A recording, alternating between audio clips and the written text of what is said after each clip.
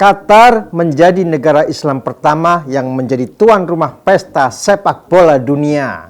Sadar akan menjadi perhatian dunia, Qatar pun menjadikan ajang ini sebagai sarana dakwah Islam sembari tetap mempertahankan nilai-nilai Islam yang dianutnya. Qatar disebut sebagai negara Islam pertama yang menjadi tuan rumah pesta sepak bola dunia atau Piala Dunia. Sebab itu pula Qatar memanfaatkan momen tersebut sebagai ajang mempromosikan Islam di mata dunia. Ada sejumlah cara yang dilakukan Qatar untuk menyelipkan nilai-nilai Islam melalui perhelatan akbar olahraga tersebut. Mulai dari upacara pembukaan yang melibatkan pembacaan ayat suci Al-Quran hingga memperdengarkan kumandang azan di stadion. Berikut beberapa cara yang dilakukan Qatar untuk memperkenalkan Islam ke khalayak ramai. Yang pertama, acara pembukaan dengan ayat suci Al-Quran. Pembukaan Piala Dunia 2022 di Al Bayt Stadium pada Minggu 20 November 2022 disemarakan dengan lantunan potongan ayat suci Al-Quran, khususnya surat Al-Hujurat ayat 13. Lantunan tersebut dibawakan oleh seorang YouTuber asal Qatar bernama Ghanim Al-Muftah yang didampingi oleh aktor asal Amerika Serikat Morgan Freeman. Ghanim dan Freeman menampilkan teatrikal tentang potongan firman Allah Subhanahu wa Ta'ala tersebut yang menyoroti tentang kesetaraan derajat manusia di matanya. Yang kedua, melarang bir dan LGBT.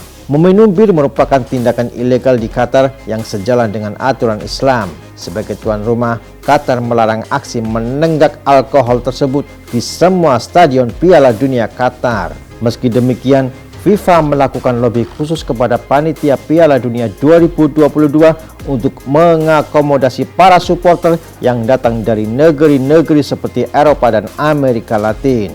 Alkohol hanya dijual di zona supporter seperti FIFA Fans Festival berkapasitas 40.000 yang ada di pusat Doha Taman Al-Bida. Penjualannya pun di waktu-waktu yang sudah ditetapkan. Di samping itu, Qatar juga melarang berbagai simbol LGBT, lesbian, gay, biseksual, dan transgender selama perhelatan. Bahkan panitia pun menyiapkan sanksi khusus bagi tim peserta yang nekat melanggarnya. Ketiga, mural hadis. Dilaporkan Doha News, Qatar juga menyuguhi mural-mural hadis yang dipasang di sejumlah titik strategis di Doha. Seakan menyambut para tamu undangan negara lain, Qatar mempromosikan Islam lewat hadis-hadis Rasulullah SAW yang berisikan pengingat amal kebaikan.